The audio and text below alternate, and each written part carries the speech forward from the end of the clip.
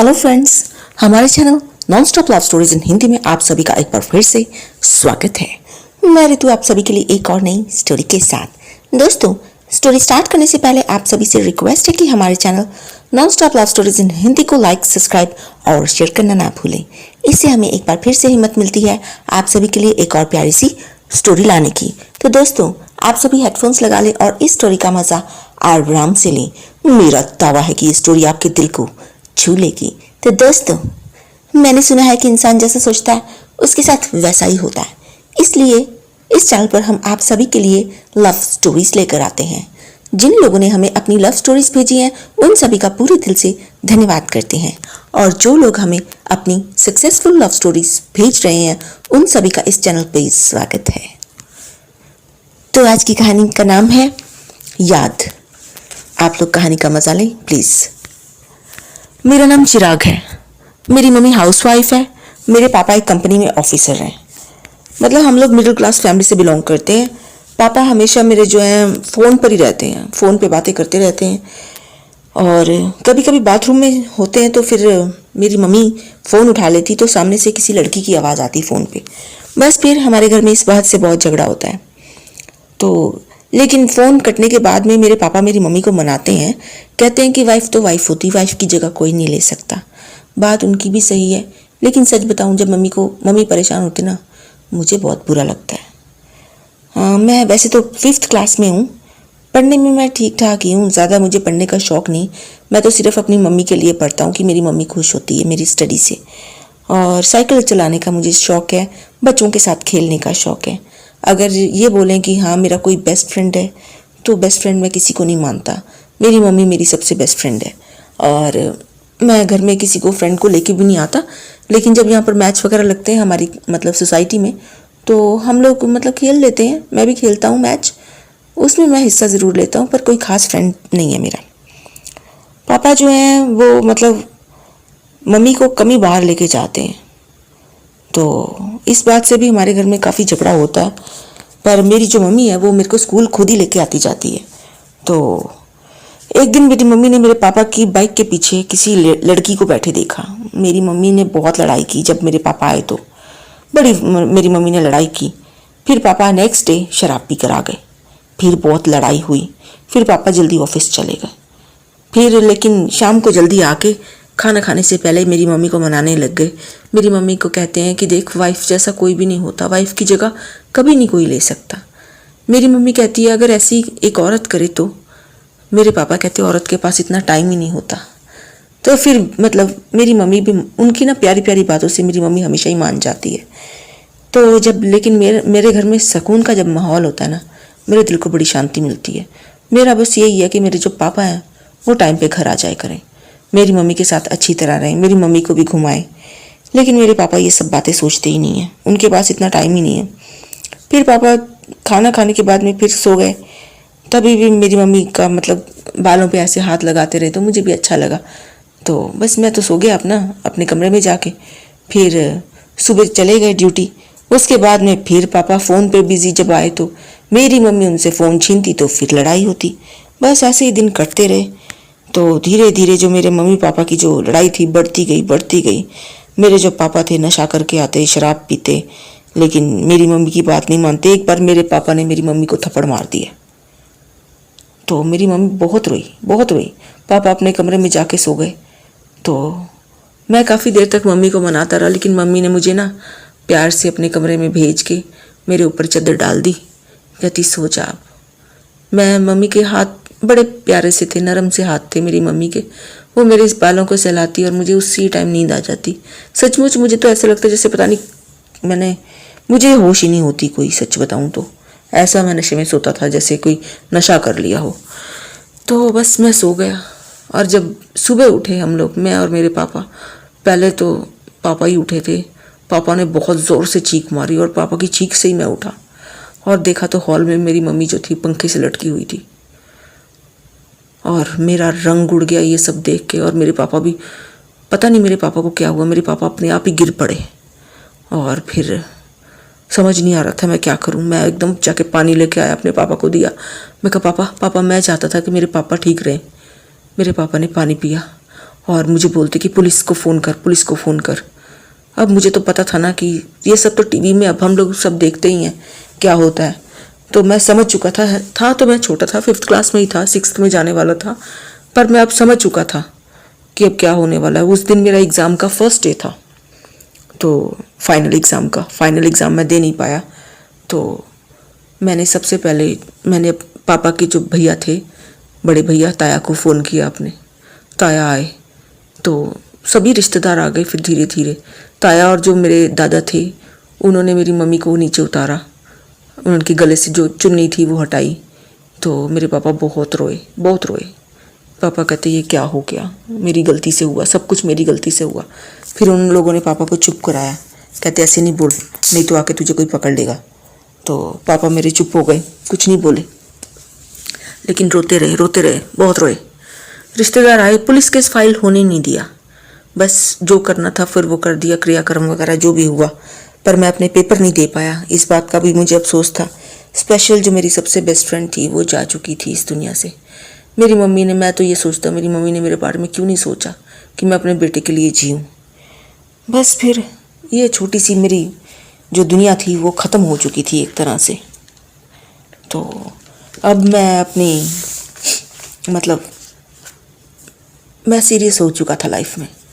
अब मेरे को ऐसा लगता था जैसे मैं बहुत बड़ा हो गया हूँ, क्योंकि घर में मैं ही था अकेला लड़का, कोई बहन भाई था ही नहीं मेरा, और मेरे पापा थे। अब मैं अपने पापा पे नज़र रखता था। मेरे पापा को बार बार उसी लड़की का कॉल आता था, मुझे पता था, मैं आंखें बंद करके बोल सकता हूँ कि उसी लड़की का कॉल होगा। मेरे पापा ने फ़ोन ही बंद कर दिया, उठाया ही नहीं। फिर मेरे पापा ने इतनी छुट्टी ली दफ्तर से, इतनी छुट्टी ऑफिस से ली कि मेरे पापा दोबारा उस ऑफिस में गए ही नहीं, कभी नहीं गए। फिर मेरे पापा ने वो घर भी चेंज किया। उसके बाद में एक नई कंपनी में मेरे पापा ने जॉब करी। फिर नया घर था हमारा, सब पापा कहते सब कुछ माहौल चेंज हो जाना चाहिए। फिर मेरे पापा के अंदर वो सब बातें दिखी नहीं जो पहले थी, ना झगड़ा, ना फ़ोन पे किसी का बार बार कॉल आना, ना किसी लड़की को पीछे गाड़ी के बिठाना अपनी बाइक के पीछे। बस मेरे पापा बहुत सुधर गए थे। मैं दिल में सोचता था ये सब पहले क्यों नहीं सुधरे पापा, मम्मी के जाने के बाद ही क्यों सुधरे। लेकिन अब मेरे पापा जो थे मेरा बड़ा ध्यान रखते थे। कभी भी छोटी सी भी बात होती थी तो मेरे पापा मेरे से बहुत सॉरी बोलते थे। मुझे पता था ये सॉरी किस लिए बोल रहे हैं, असली बात तो मुझे पता थी। लेकिन अब कहते हैं ना कि समझदार बंदा वही होता है जो चुप रहे। मैं चुप रहता था, मुझे पता था मेरे पापा बहुत गिल्टी फील कर रहे हैं। मैंने कुछ नहीं कभी बोला अपने पापा को कि हाँ पापा अभी आपकी वजह से ऐसे हो गया, कुछ भी। वजह तो एक छोटी सी होती है, जो होना होता है वो तो हो ही जाता है। तो अब मैं चाहता था कि मैं टीचर बनूं बड़ा होके।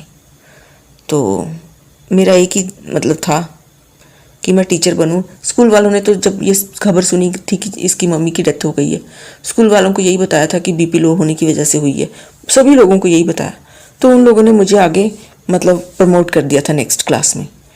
तो फिर भी मैं अब जैसे पहले हंसता था, जैसे पहले मैं खुश रहता था, बच्चों के साथ खेलता था, खुशियाँ मनानी मैंने, भागते रहना इधर उधर, वो सब कुछ अब चला गया था। मैं अब इतना मैच्योर अपने आप को फील करता था ना कि मैं बहुत बड़ा हो गया हूँ। मैंने उसके बाद में बच्चों के साथ खेलना भी बंद कर दिया। तो मेरे टीचर्स करते थे मुझे प्यार, वो कहते थे कि नॉर्मल हो जाओ, पर मैंने जो इतना अपनी मम्मी को ऐसे देख लिया था, मेरे दिमाग से वो सीन ही नहीं निकलता था। कितनी रातें तो मैं सोया ही नहीं, सच बताऊं। मेरी मम्मी का जो पूरा बॉडी था वो मेरी आंखों के सामने ही आता रहा बार बार। उसके बाद में मम्मी कभी कभी सपने में आती थी, बड़ी प्यारी प्यारी, कभी मेरा सिर सहलाती थी। ऐसे ही मैं देखता था सपने में, बड़ा अच्छा लगता था, दिल करता था ये सपना कभी टूटे ही ना। और जब आँख खुलती थी तो मेरी मम्मी कहीं नहीं होती थी। बस उसकी याद में ही मैंने सारा अपनी स्टडी कंप्लीट की।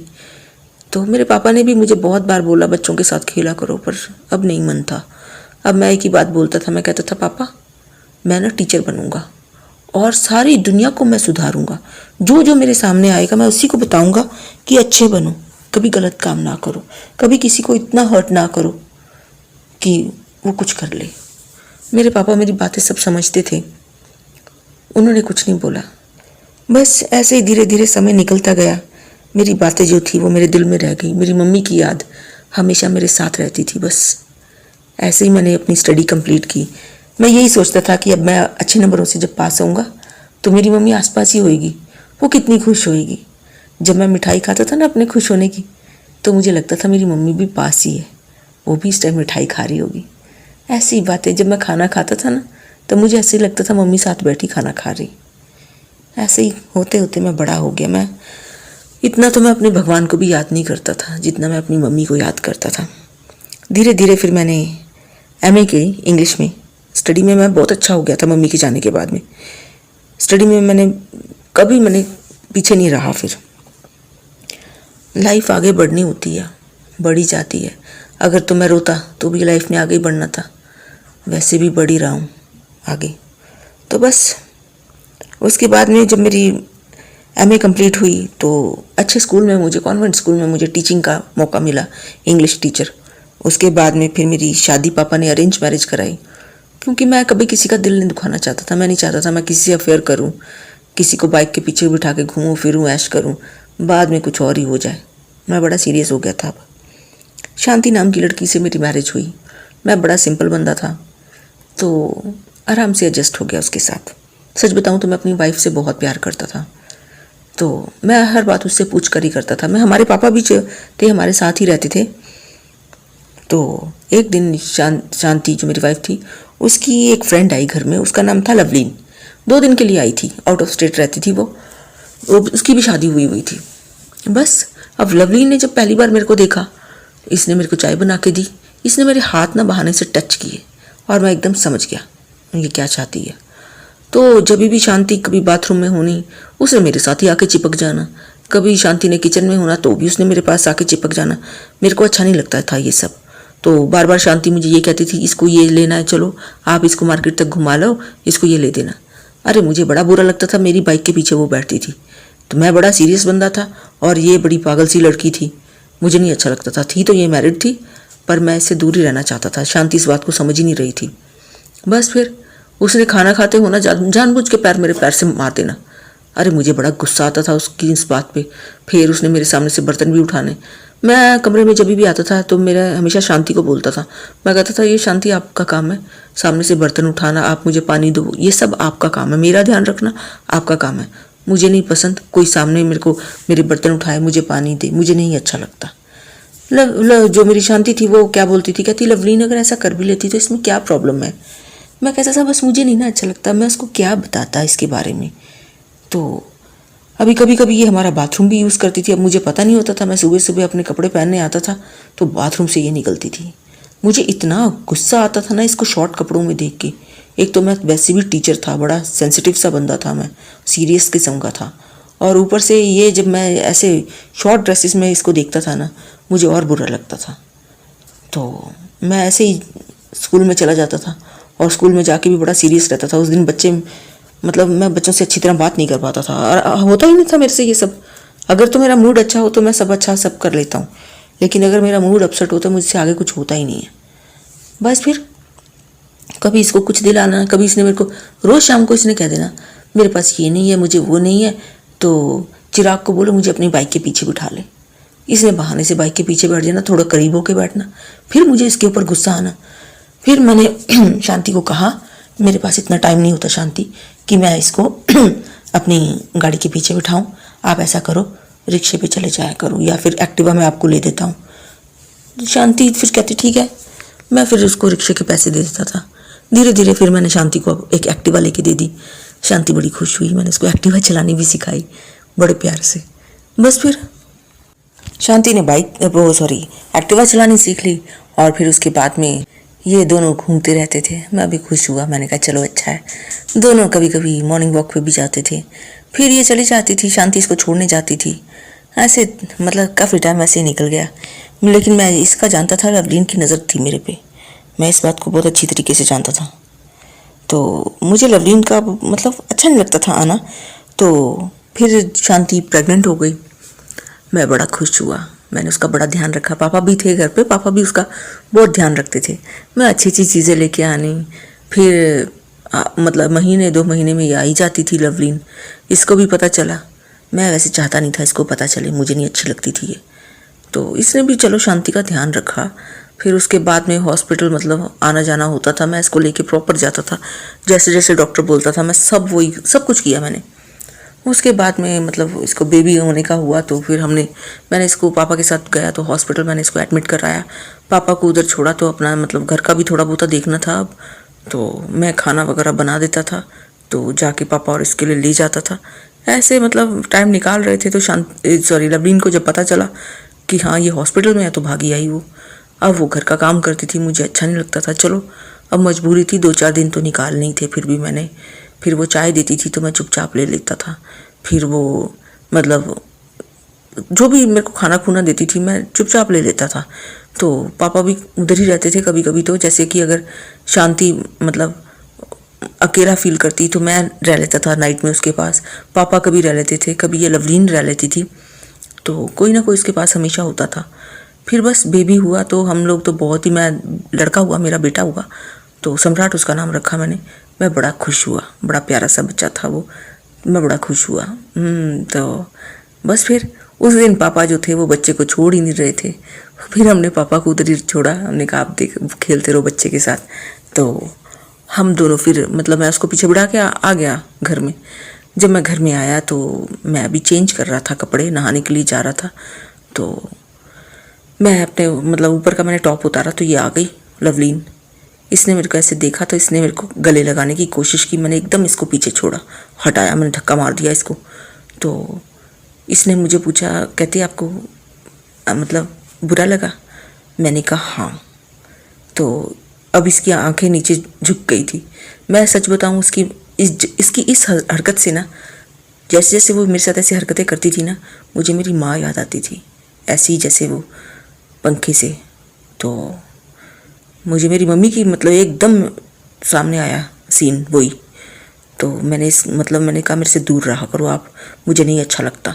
तो ये हट ही नहीं रही थी, कभी मेरे को फिर आके पकड़ रही थी। मैंने इसको ज़ोर से धक्का मारा और मैं दूसरे कमरे में चला गया। जब ये मेरे पीछे आई तो मैं फिर अपने कमरे में जाके अंदर से मैंने लॉक करके मैं कपड़े फटाफट पहन के मैं हॉस्पिटल में चला गया। मैंने सच बताऊं तो मैंने मतलब अपने पापा को बोला, मैंने कहा पापा मैं 2 मिनट बात कर लूं शांति से? पापा कहते हाँ कर लो। पापा 2 मिनट बाहर गए तो मैंने शांति से डायरेक्ट बोल दिया, मैंने कहा आज मैं ऐसे ऐसे था तो तेरी फ्रेंड ने मेरे को आके पकड़ा है। शांति ने थोड़ा सा सोचा और फिर कहती फिर आपने क्या किया?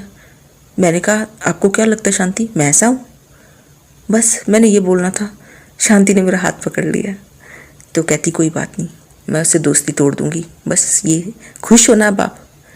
मैं खुश हो गया, पर मेरे को इस पे डाउट था क्योंकि इसका ना इन दोनों का प्यार बहुत था आपस में। मुझे डाउट था कि ये छोड़ेगी नहीं उसको। बस फिर उसके बाद लवलीन आई तो गुड बाय कहने आई। कहती शांति वार्ड में ही आई, कहती शांति मैं जा रही हूँ। तो शांति ने अब उसको देख के जो मतलब चेहरा बनाया ना, लवलीन को सब पता चल गया था कि मैंने आके इसको सब बता दिया। तो पापा भी देख रहे थे ये सब। तो बस फिर उसके बाद वो चली गई और उसके बाद उसका फ़ोन कभी कभी आता था। शांति ने उसका फ़ोन कभी अटेंड ही नहीं किया। इस तरीके से मतलब मैंने अपनी लाइफ में किसी को आने नहीं दिया। तो कभी कभी इंसान लाइफ में बहुत सीरियस हो जाता है, छोटी छोटी बातें कभी कभी बहुत बड़ी बड़ी भी हो जाती हैं। तो अभी तक बने रहने के लिए धन्यवाद। इतनी सी मेरी कहानी थी। आई होप आपको पसंद आई होगी। अगर सचमुच कहानी अच्छी लगे तो दोस्तों एक लाइक, सब्सक्राइब और शेयर करना ना भूलें। तो धन्यवाद अभी तक बने रहने के लिए। तो दोस्तों उम्मीद करते हैं ये कहानी आपको अच्छी लगी होगी। तो दोस्तों अगर आपको ये कहानी अच्छी लगी हो तो प्लीज़ एक लाइक, सब्सक्राइब और शेयर करना ना भूलें। और आई होप आपके जो लव वंस हैं, आपके नियर वंस, आपके डियर वंस हमेशा आपके साथ रहें, आपकी सराउंडिंग्स हमेशा प्यार से भरी रहें और आपके ऊपर हमेशा प्यार की बारिश हो। तो धन्यवाद दोस्तों अभी तक बने रहने के लिए, मेरी वीडियोस लाइक करने के लिए, मेरी वीडियोस देखने के लिए आपका बहुत बहुत बहुत बड़ा धन्यवाद, आपकी पूरी सपोर्ट के लिए। Thank you. वंदे मातरम। जय हिंद।